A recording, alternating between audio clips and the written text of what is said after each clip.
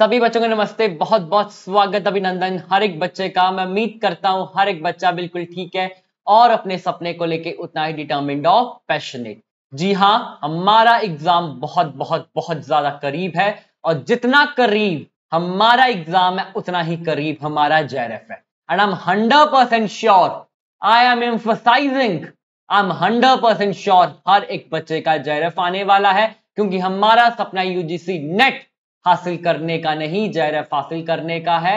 And JRF आएगा ही आएगा। ठीक है, जिन जिन बच्चों को जेआरएफ चाहिए प्लीज आंखें बंद करके मैनिफेस्ट करें और चैट बॉक्स में लिखें I am attracting June JRF 2025। इसी पॉजिटिव नोट पे, इसी पॉजिटिव मैनिफेस्टेशन से हम स्टार्ट करेंगे हमारा lecture, that is on non fictional prose of John Milton. John Milton already कर लिया हमने, उनकी क्रोनोलॉजी कर ली, क्रोनोलॉजी ट्रिक कर ली, कुछ इंपॉर्टेंट वर्क्स भी करे। ठीक है, अब आता है नॉन फिक्शनल प्रोज। अब नॉन फिक्शनल क्या होता है? देखो, फिक्शन आपको पता है जिसमें इमेजिनेशन होता है, फिक्शनल स्टोरीज होती हैं। और नॉन फिक्शनल क्या होगा? जिसमें फिक्शन नहीं है, इमेजिनेटिव और क्रिएटिव स्टोरीज नहीं है। तो क्या है? रियल फैक्ट्स, सच्चाई, किसी रियल पर्सन के बारे में भी हो सकता है। आप सभी ने वो पढ़ा ही होगा, the diary of young girl, वो नॉन फिक्शनल है। ठीक है, उसमें क्या है? रियल स्टोरी के बारे में बताया हुआ ना, कुछ भी इमेजिनेटिव क्रिएटिव नहीं है, that is non fictional prose. अब जॉन मिल्टन ने बहुत सारे नॉन फिक्शनल प्रोजेस लिखे हैं। सबसे पहले उन्होंने नॉन फिक्शनल प्रोजेस लिखे हैं ऑन डाइवोर्स। अब जॉन मिल्टन का कहना था कि डाइवोर्स को लीगल कर देना चाहिए और परमिसेबल बना देना चाहिए। परमिसेबल का मतलब है कि परमिशन दे देनी चाहिए कि जब जिसको भी कभी भी डाइवोर्स लेना है वो डाइवोर्स ले सकता है।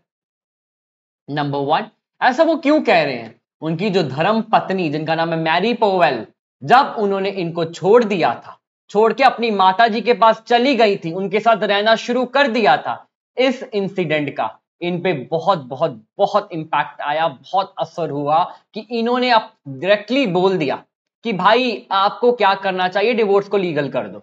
जब आदमी का मन करेगा तब वो डिवोर्स दे सकता है। एंड प्लस इनके जितने भी स्टेटमेंट्स रहे हैं सारे के सारे कंट्रोवर्शियल रहे हैं। क्यों? बिकॉज ये कहते हैं कि जब एक औरत विवाह करके, शादी करके आदमी के पास आती है तो वो किस लिए आती है? बिकॉज उसको आदमियों की लोनलीनेस को दूर करना है। अब देखो, प्रॉपर ये एक मेल सेंट्रिक स्टेटमेंट दे रहे हैं, मिसोजिनिक। लाइक जो प्रॉपर, मैं ये नहीं कह रहा कि जॉन मिल्टन मिसोजिनिस्ट थे या बहुत ही मैकियावेलियन टाइप ऑफ नेचर के थे। ठीक है, मैं उस पर कमेंट नहीं कर रहा, बट जो स्टेटमेंट है मिसोजिनिस्टिक स्टेटमेंट। ठीक है, मेल सेंटर स्टेटमेंट, जिसमें कहते हैं कि औरतों का काम सिर्फ आदमियों के लोनलीनेस को दूर करना ही है। और ये कहते हैं अगर कोई भी औरत ब्याह करके आती है, एक आदमी के साथ रहती है और उसकी लोनलीनेस को दूर नहीं कर सकती या उसकी लोनलीनेस को बढ़ा देती है, तो आदमी के पास पूरा पूरा हक होना चाहिए उसको डिवोर्स करने का। और प्लस उन्होंने ये भी बोला कि भाई बाइबल को मिस इंटरप्रेट मत करो। ये मत बोलो कि बाइबल में लिखा है कि आप डिवोर्स नहीं दे सकते, प्लीज उसको मिस इंटरप्रेट मत करो।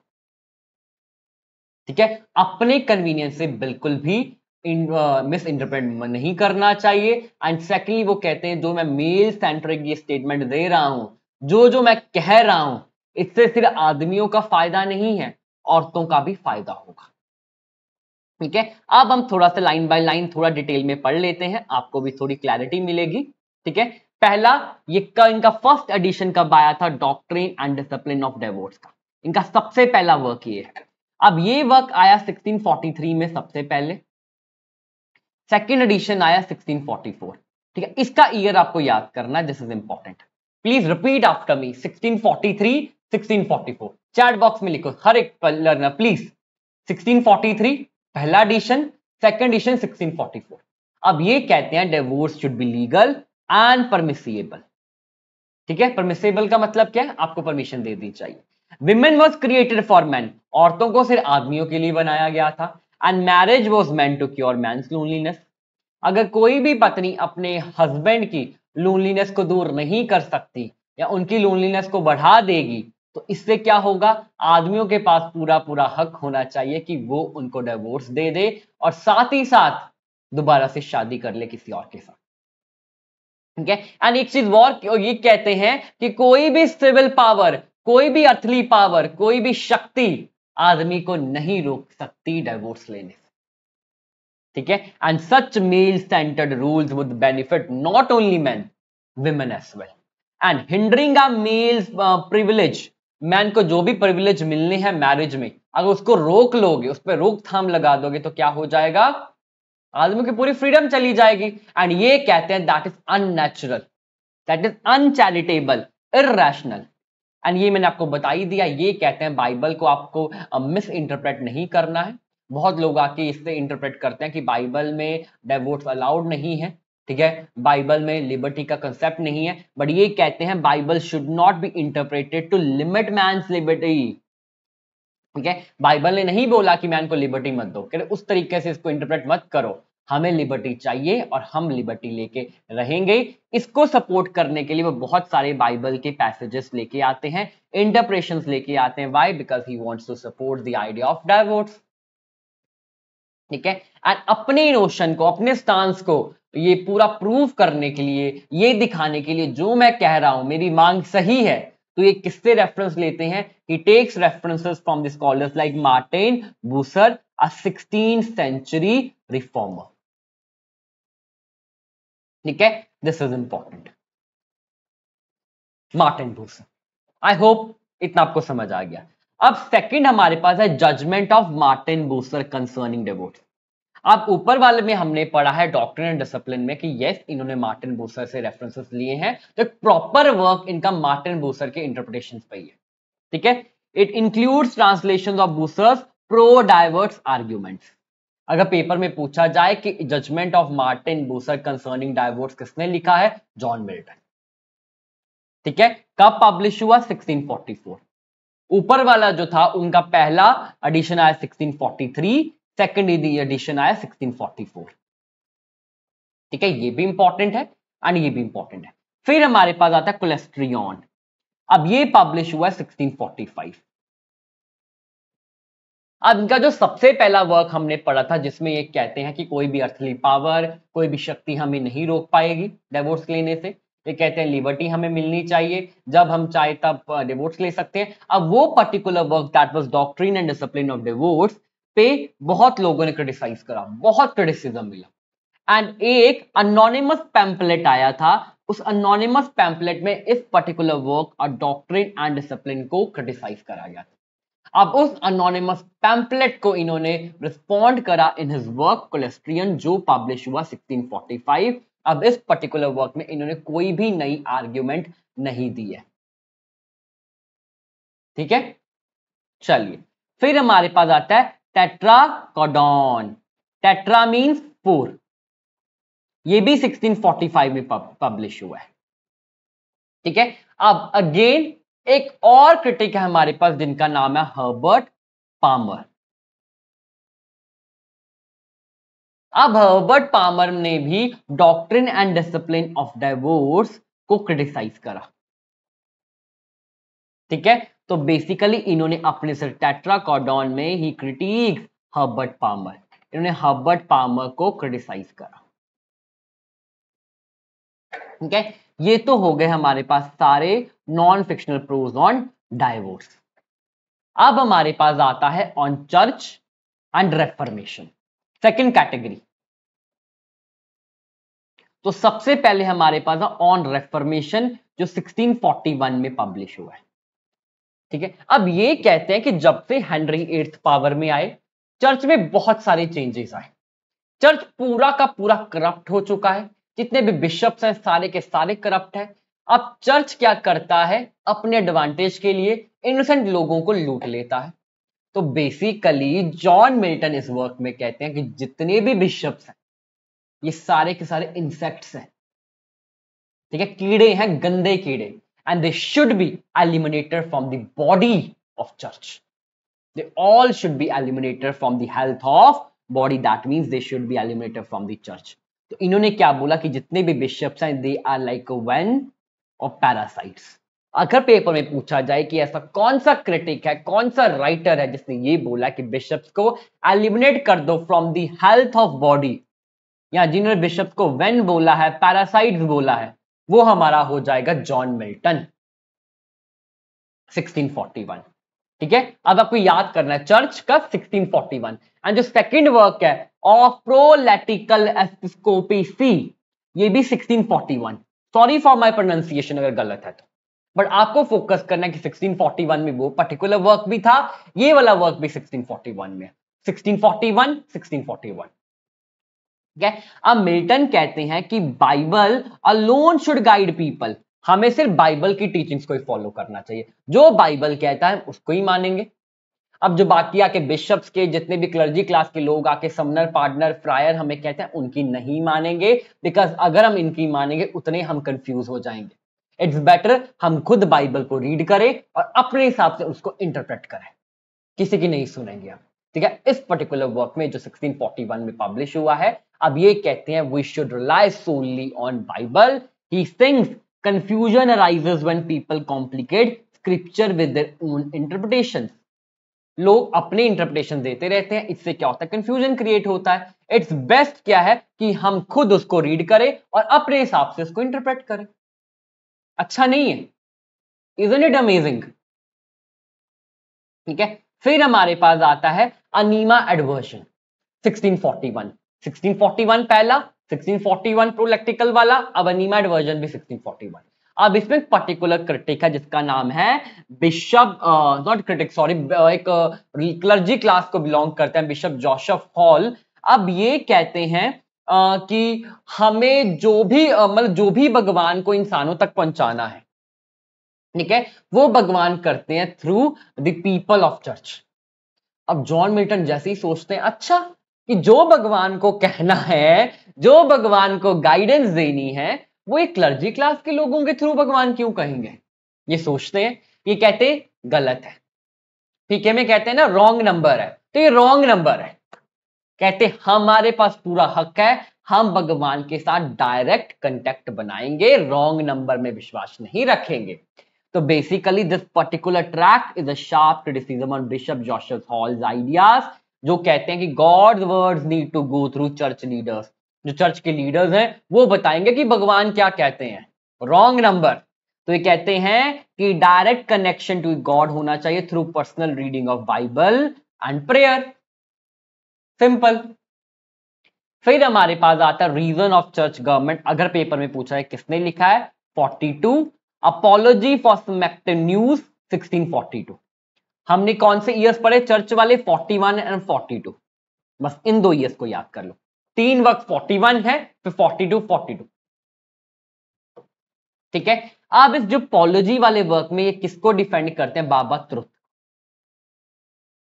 कह रहे आप जब भी सच्चाई बोलते हो ना तो आपको बहुत लोग अटैक करते हैं, पर्सनल अटैक करते हैं, ठीक है, बट ये कहते हैं हमें फिर भी सच्चाई का सामना करना चाहिए, सच ही बोलना चाहिए। Why? Because we have to maintain personal integrity, ये लिखा।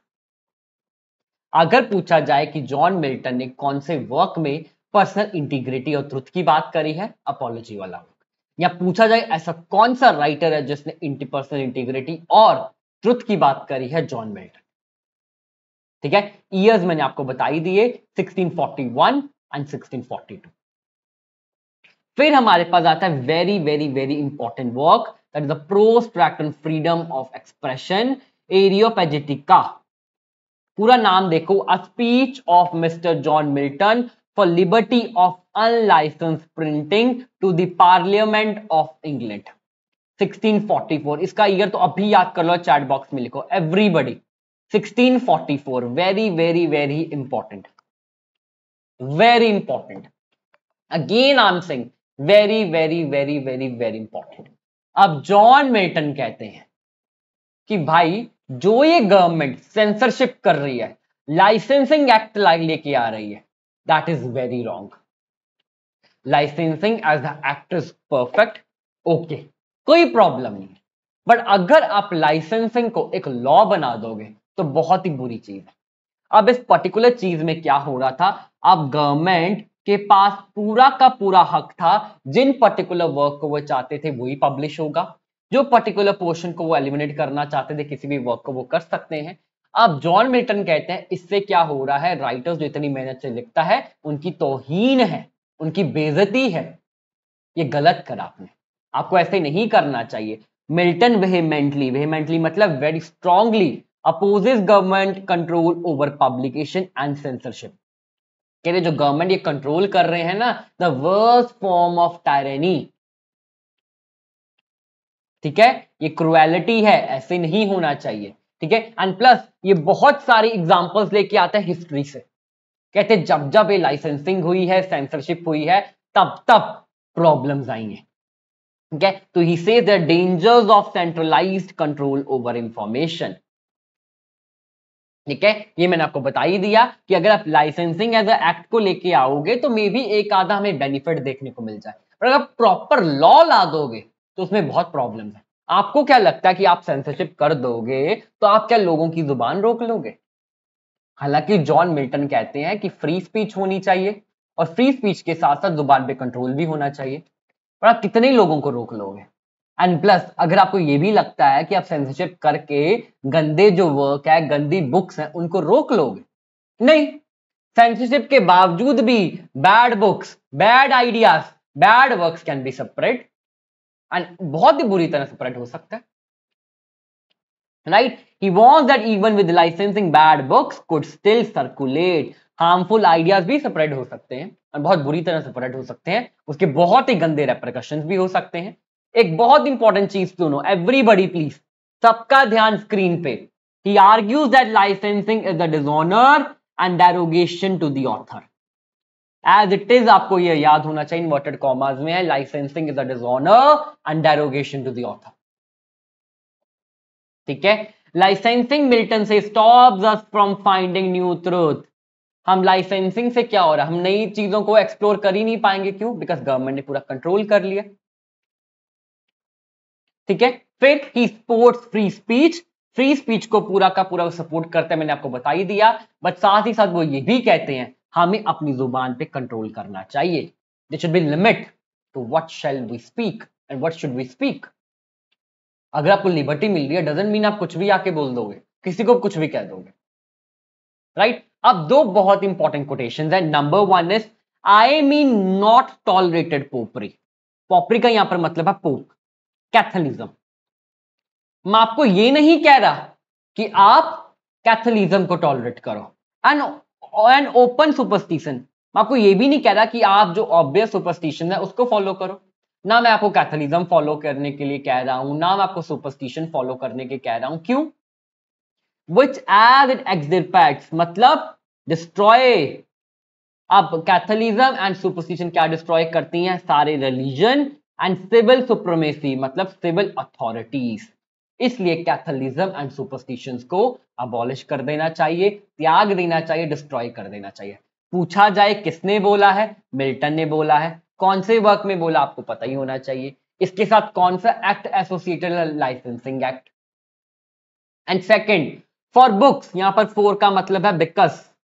For books are not absolutely dead things. कह रही जो किताबें हैं वो डेड थिंग्स नहीं है, मरी चीजें नहीं है। बुक्स भी जिंदा है, नॉन लिविंग थिंग्स नहीं है। Why? Because they are alive with new ideas.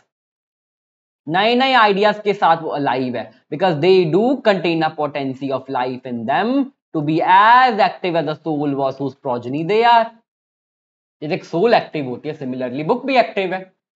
Who kills a man kills a reasonable creature. यहां पर बुक को मैन बोला गया है। जो बुक को खत्म करेगा वो रीजन को खत्म कर देगा। क्यों? बिकॉज बुक में हमें विजडम मिलता है, बुक से हमें विजडम मिलता है, नॉलेज मिलता है। तो अगर आप बुक को हार्म करोगे तो it means you are losing something very precious. Again paper में पूछा जाए कि ये किसका आइडिया है? जॉन मिल्टन का।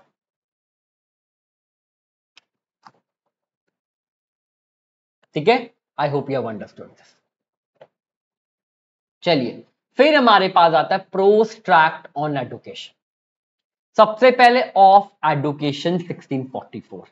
Important year of publication is very important. ठीक है, आई होप सभी को इतना समझ आ चुका है जितना अभी तक पढ़ा हमने। ठीक है, ऑफ एजुकेशन 1644। अब ये पर्टिकुलर ट्रैक्ट किस पे फोकस कर रहा है? It focuses on a curriculum centred on the study of Greek and Latin languages. ठीक है, ग्रीक एंड लैटिन लैंग्वेज को प्रमोट करने के लिए। फिर हमारे पास आता है प्रोस्ट्रैक्ट और एंटी मोनार्की। मोनार्की क्या होता है? ठीक है, यहां पर किंग या क्वीन रूल करते हैं। क्या इंडिया में मोनार्की है? जी नहीं, इंडिया में डेमोक्रेटिक रिपब्लिक है। ठीक है, फिर इसमें हमारे पास है tenure of Kings and magistrate. अब इसमें ये कहते हैं कि जो टायरेनिकल किंगशिप होती है, जो मोनार्की सिस्टम है, जो किंग या क्वीन आके पूरा टायरानी स्प्रेड करते हैं, अथॉरिटेटिव या डिक्टेटरशिप स्प्रेड करते हैं या डिक्टेटर बन जाते हैं, उसको हमें क्या करना चाहिए? एंड कर देना चाहिए। और ऐसे टायरेंट्स को हमें एग्जीक्यूट कर देना चाहिए। 1649 में जॉन मिल्टन ने इसको पब्लिश करा।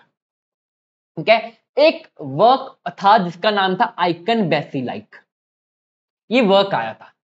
अब आइकन बेसिलाइक में क्या हुआ था? चार्ल्स फर्स्ट को जब बीहेड कर दिया गया था, ये पर्टिकुलर वर्क क्या कर रहा था? उनकी इमेज को व्हाइट वॉश कर रहा है।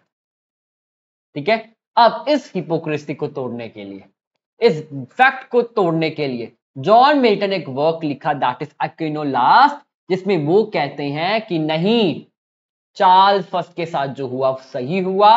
He was hypocrite, treacherous and very cruel man, right. And इनको एक्यूज करने के लिए इन्होंने शेक्सपियर के रिचर्ड थर्ड की हेल्प ली। उनका करेक्टर रिचर्ड थर्ड वर्क जो है वेरी वेरी इंपॉर्टेंट।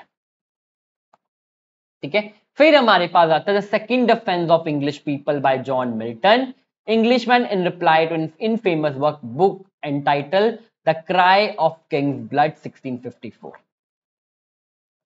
ठीक है, अगर पेपर में पूछा जाए कि second defence of English people जो जॉन मिल्टन का है, ये कौन से वर्क के रिस्पॉन्स में लिखा गया है, तो ये होगा क्राई ऑफ किंग्स ब्लड। कब लिखा गया, कब पब्लिश हुआ? 1654। ठीक है, तो बस ये है non fictional prose by John Milton. बस इतना आपको पढ़ना है। जॉन मिल्टन के बाकी वर्क्स हम बहुत ही अच्छे से पढ़ चुके हैं, नॉन फिक्शनल प्रोज भी हमने कर लिया। अब चल के जॉन मिल्टन हमारा कंप्लीट हो गया। क्रोनोलॉजी हम कर ही रहे हैं, क्रोनोलॉजिकल ट्रिक्स भी हम कर रहे हैं। हालांकि जो क्रोनोलॉजी की बुक विद लर्निंग ट्रिक्स, जो कि इंडिया की फर्स्ट क्रोनोलॉजी बुक बन जाती है with the smart learning tricks, वो लॉन्च हो चुकी है। ठीक है, बहुत जल्दी उसके पोस्टर्स, उसकी हर चीज आप सभी के सामने आ जाएंगे। ठीक है, अगर आपको उसके बारे में और इंफॉर्मेशन चाहिए तो आप चैट बॉक्स में या कमेंट बॉक्स में, ये भी थ्रू व्हाट्सएप ऊपर जो नंबर्स जा रहे हैं, आप उनके थ्रू हमारे से बात कर सकते हैं। आपको पूरी इंफॉर्मेशन मिल जाएगी क्रोनोलॉजी की। ठीक है, बहुत ही अच्छे तरह से क्रोनोलॉजिकल बुक बनाई गई है as per the years of birth of writers. ठीक है, सिर्फ इंडियन लिटरेचर, सिर्फ ब्रिटिश लिटरेचर नहीं, इंडियन लिटरेचर भी है। इसके अलावा और भी बहुत इंपॉर्टेंट कंसेप्ट है उसमें, प्ली ह्यूमैनिटीज हो गया, द लिटरेचर हो गया, एलजीबीटीक्यू हो गया, तो इंडियन एस्थेटिक्स हो गया। ऐसे कौन से वर्क्स हैं जिसके ऊपर मूवीज बनी है, अडेप्टेशंस हैं। फिर छोटे छोटे नोट्स हैं, जैसे कोई भी पर्टिकुलर वर्क है, उस वर्क का एक क्विक नोट लगा हुआ है फॉर द क्विक रिवीजन। ठीक है, बहुत ही अमेजिंग तरीके से है। हालांकि इतनी ज्यादा हम भी क्रोनोलॉजिकल ट्रिक्स हमने नहीं डाल दी, मतलब डाली तो है, इतने सारे राइटर्स की नहीं डाली, बिकॉज इतने सारे राइटर्स की लॉजिकली पॉसिबल नहीं है। बट जितना एग्जाम पॉइंट ऑफ व्यू से इंपॉर्टेंट है, उतनी क्रोनोलॉजिकल ट्रिक्स हम लोगों ने लगा के आपको दी है। चलिए एनीवे, जितना हमने पढ़ा है आई होप आप सभी को समझ आ गया है। प्लीज आपको किसी भी तरह का डाउट होगा, आप चैट बॉक्स में लिख देना। जब ये वीडियो सेव हो जाएगी तब भी आप बाद में भी लिख सकते हो। मैं या मेरी टीम में से कोई भी आपको 24 या 48 आवर्स में रिप्लाई जरूर देगा। ठीक है, ओके लर्नर्स, बाय बाय। अब हम मिलते हैं कल अगली क्लास में। ठीक है, bye bye. Wait, now I am ending the class with the same repeated reminder, that is हमारा सपना यूजीसी नेट क्लियर करने का नहीं, JRF हासिल करने का है। And I am 100% sure, I M again stressing and emphasising that हमारा JRF बहुत बहुत बहुत बहुत बहुत करीब है। Please grab it everybody. Please मेरे साथ अपनी आंखें बंद करें, आप जिस भगवान को मानते हो उनको याद करें और चैट बॉक्स में लिखें I am attracting June JRF 2025। Thank you so much universe, finally I cracked JRF। Thank you so much universe. ठीक है, अगेन हमेशा मैं कहता हूं gratitude is the highest state of receivership. Bye bye learners.